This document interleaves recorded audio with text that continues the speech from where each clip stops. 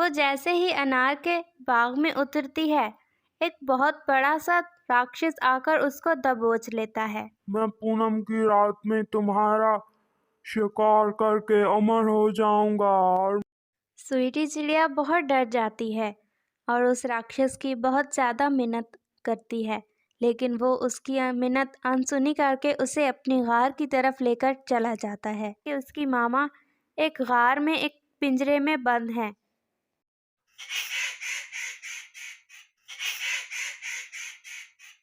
मामा, क्या अब मेरे पापा कभी वापस नहीं आएंगे? नहीं बेटा, जहाँ तुम्हारे पापा गए हैं वहाँ से कोई कभी वापस नहीं आता। अब हमें बस उनकी यादों के सहारे ही जिंदगी गुजारनी होगी। तुम बस हमेशा जिंदगी में अच्छे काम ही करना, ताकि तुम्हारे पापा की रूह को सुकून पहुँचे।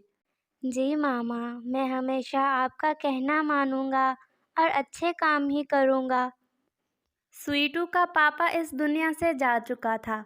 स्वीटू अभी बहुत छोटा था, लेकिन बहुत बहादुर था। उसने अपने पापा को खोने का दुख बहुत सब्र और हौसले से बर्दाश्त किया था।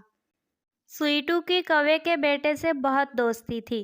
कौवे का घर स्वीटी चिड़िया के घर के साथ ही था और कौवा स्वीटू से बहुत प्यार करता था। उसने कभी भी उसे उसके पापा की कमी महसूस नहीं होने दी। वो जो चीज़ भी अपने बेटे के लिए लाता, वही स्वीटू के लिए भी ले आता। कौवे अंकल, क्या कर रहे हैं आप?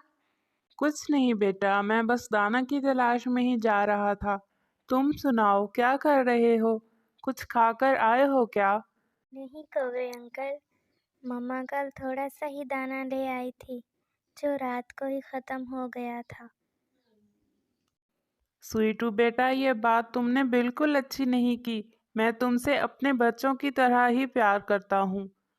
तुम मेरे बेटे के साथ मिलकर दाना खाओ, फिर बाद में नदी पर जाकर खेल लेना, और हाँ, घर से ज़्यादा दूर नहीं जाना। जी कौवे अंकल, मैं आपसे एक बात कहना चाहता हूँ। हाँ बेटा, कहो, क्या कहना चाहते हो? कौवे अंकल, मैं आपका शुक्रिया अदा करना चाहता हूँ। बेटा, अपनों से कैसा शुक्रिया? मैं तुमसे अपने बेटे गुगू की तरह ही प्यार करता हूँ। अब जल्दी से दाना खा लो। और कौवा वहाँ से चला जाता है और स्वीटू दाना खाकर और थोड़ा सा गुगू के साथ खेलकर वापस अपने घर चला जाता है। और स्वीटी चिड़िया दाना की तलाश में उड़ती उड़ती अनार के बाग में पहुंच जाती है। अनार का बाग उनके घर के कुछ करीब ही होता है। वो सोचती है कि दाना लेकर जल्दी से अपने घर वापस लौट जाती हूँ, क्योंकि स्वीटू घर पर अकेला है। स्वीटू के पापा के इस दुनिया से जाने की वजह से स्वीटी चिड़िया को हर वक्त अपने बेटे की फिक्र लगी रहती। वो जैसे ही अनार के बाग में उतरती है, एक बहुत बड़ा सा राक्षस आकर उसको दबोच लेता है। मैं तो बहुत अरसे से इंतजार कर रहा था तुम्हारी जैसी चिड़िया का, और अब मुझे अमर होने से कोई नहीं रोक सकता। मैं पूनम की रात में तुम्हारा शिकार करके अमर हो जाऊंगा, और मुझे कोई नहीं रोक सकता। हा हा हा हा हा। स्वीटी चिड़िया बहुत डर जाती है और उस राक्षस की बहुत ज़्यादा मिन्नत करती है, लेकिन वो उसकी मिन्नत अनसुनी करके उसे अपनी गार की तरफ लेकर चला जाता है। शाम हो गई थी और तमाम परिंदे दाना लेकर अपने अपने घरों को लौट रहे थे। स्वीटू सुबह से अपनी मामा का इंतज़ार कर रहा था। उसकी मामा को गए पूरा दिन गुजर चुका था, लेकिन अभी तक वो घर वापस ना लौटी थी। स्वीटू ज़ोर ज़ोर से रोने लगता है। उसकी आवाज़ सुनकर कौवा, कौवी और उनका बेटा गुगू जल्दी से उनके पास आ जाते हैं। बेटा स्वीटू, तुम रो क्यों रहे हो?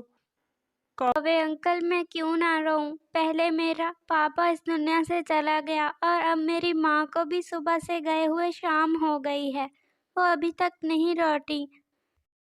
बेटा, तुम परेशान मत हो। एक दफ़ा मैं भी रास्ता भटक गया था। तुम्हारी मामा आती ही होंगी बस। और स्वीटू पूरी रात अपनी माँ को याद करते करते रोता रहता है। ऐसे ही सुबह हो जाती है।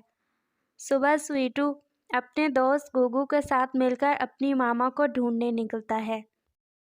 स्वीटू पूरे जंगल में अपनी मामा को ढूंढता है, लेकिन उसे उसकी मामा कहीं भी नहीं मिलती। आखिरकार वो एक जंगल से गुजरता है तो वहाँ पर एक बुजुर्ग उल्लू बैठा होता है। वो उससे पूछता है अपनी मामा के बारे में, तो उल्लू उसको एक जादुई बाल देता है। ये लो बेटा, इसे अपने पास रख लो और जो भी तुम्हारी मुराद होगी पूरी हो जाएगी। स्वीटू और गुगू वहाँ से चले जाते हैं। गुगू स्वीटू से कहता है, स्वीटू इस बाल को अपने मुंह में रखकर अपनी आंखें बंद करके अपनी मामा के बारे में सोचो। वो जैसे ही अपनी मामा के बारे में सोचता है तो वो देखता है कि उसकी मामा एक गार में एक पिंजरे में बंद है और वो उस गार में पहुंच जाता है। स्वीटू इस बाल को अपने मुंह में रखकर देखो कि क्या तुम्हारी मामा अंदर अकेली है या वो राक्षस उनके पास ही है। स्वीटू अपने मुंह में वो बाल रखकर देख लेता है कि उसकी मामा अंदर अकेली ही है और वो दोनों जल्दी से गार के अंदर चले जाते हैं। स्वीटू बेटा, तुम यहाँ पर कैसे आ गए? तुम चले जाओ यहाँ से। ये राक्षस बहुत खतरनाक है, ये तुम्हें भी मार डालेगा। नहीं मामा, आप परेशान ना हो, मुझे कुछ नहीं होगा। मैं आपको बचाने आया हूँ। वो ऐसे बातें कर ही रहे होते हैं कि ऊपर से वो भयानक राक्षस भी आ जाता है। हा हा हा हा हा, 3 शिकार एक साथ मिल गए। हा हा हा हा हा। वो राक्षस जैसे ही स्वीटू के पास आता है, स्वीटू जल्दी से उसके ऊपर वो बाल फेंक देता है और उस राक्षस के पूरे जिस्म पर आग लग जाती है और वो वहाँ पर ही जलकर भस्म हो जाता है। और स्वीटू अपनी मामा को कैद से रिहा करवाकर अपने घर वापस आ जाता है। प्यारे दोस्तों, क्या आपने मुझे सब्सक्राइब कर लिया है? और घंटी के आइकन को दबाना बिल्कुल मत भूलिएगा।